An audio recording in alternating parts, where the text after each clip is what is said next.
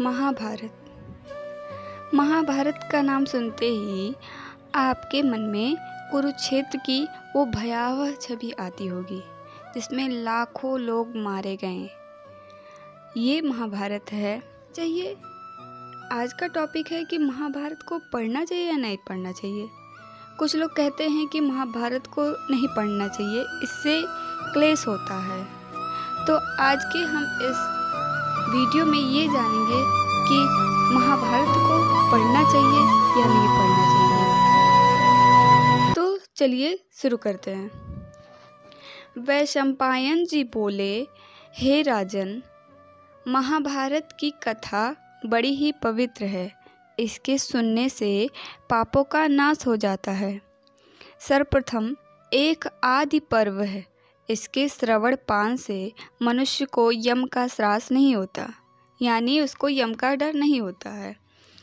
जो फल एकादशी का व्रत करने से होता है और जो फल पृथ्वी का दान करने से होता है, जो फल करोड़ों कन्यादान का होता है और जो फल सब तीर्थों के करने से होता है, वो सब फल महाभारत के सुनने से ही मनुष्य को प्राप्त होता है। तो सुना आपने, जैसा कि सब कहते हैं कि महाभारत को पढ़ना नहीं चाहिए।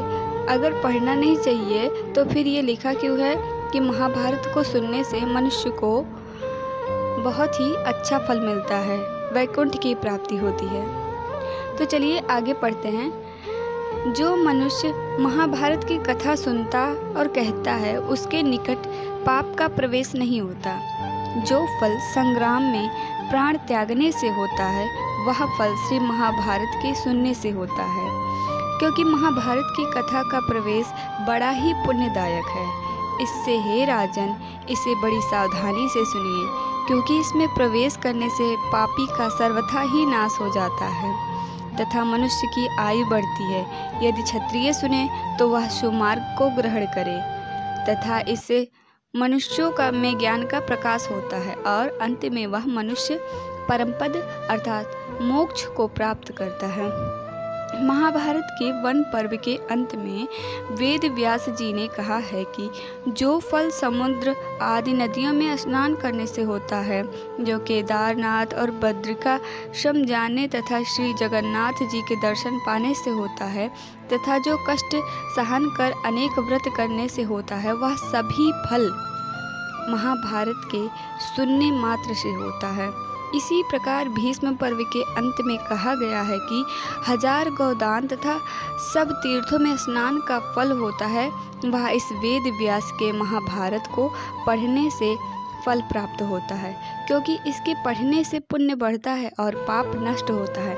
अतः श्री राम, श्री कृष्णा, हे श्री कृष्णा और विष्णु ऐसा कहते हुए सर्वदा महाभारत की कथा को पढ़ना और सुनना चाहिए।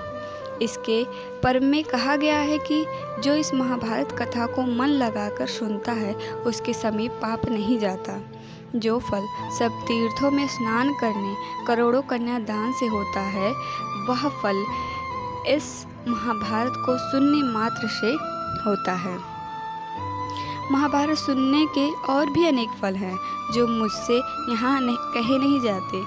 महाभारत के पढ़ने और सुनने से सहज ही वैकुंठ की प्राप्ति होती है और श्री कृष्ण जी अपना दर्शन देते हैं। इसी प्रकार इसके स्त्री पर्व में मुनि ने राजा जनमेजय से कहा है कि हे राजन सुनिए, यह कथा सुख देने वाली है, यही इसका विस्तार है। हे राजन, इसके आगे शांति पर्व की कथा है। जो इस कथा को सुनता है, यदि क्षत्रिय हो तो वह सूरवीर हो जाता है, मूर्ख हो तो ज्ञान का प्रकाश होता है तथा इसके सुनने से यमराज का भय छूट जाता है। इसी प्रकार शांति पर्व की कथा है। जो इस कथा को श्री वैशंपायन जी ने इस कथा को हस्तिनापुर में कहा था। इसके सुनने से पाप का नाश हो जाता है और मोक्ष की प्राप्ति होती है। महाभारत शांति पर्व की कथा पुण्य का महान फल है। यह स्त्री पुरुष सभी के ज्ञान करने योग्य है। भारत के अश्वमेघ पर्व में कहा गया है कि यह कथा बड़ी ही पुण्यप्रद है। वैशंपायन जी बोलते हैं, हे राजन सुनो, अश्वमेघ यज्ञ सब पापों को हरने वाला है, क्योंकि इससे कर्ता श्री कृष्ण जी हैं। जो मनुष्य श्रद्धा से इस पुराण को सुनता है उस पर वे भगवान प्रसन्न रहते हैं, परंतु श्रद्धा के बिना सुनना ना सुनना सब एक समान है। यह सत्य है कि जैसी इसकी भावना होती है वैसा ही फल मिलता है। जो गुरु के दिए हुए ज्ञान को हृदय में धारण करता है वह मनुष्य सेवा क्रम से भवसागर के पार हो जाता है। मनुष्य की श्रद्धा ही उसका परवान रूप है, अर्थात मनुष्य को वैकुंठ प्राप्ति, मनुष्य यानी जो जीव है वो वैकुंठ की प्राप्ति कर सकता है इसके सुनने मात्र से। उससे पर ब्रह्मा की पहचान होती है, परंतु जो काम क्रोध और अहंकार को नहीं त्यागता उसे ज्ञान कहाँ लगता है। यानी अगर आप महाभारत को पढ़ना चाहते हैं और चाहते हैं कि आपको पुण्य प्राप्त हो तो सबसे पहले आपको अहंकार क्रोध को त्यागना पड़ेगा।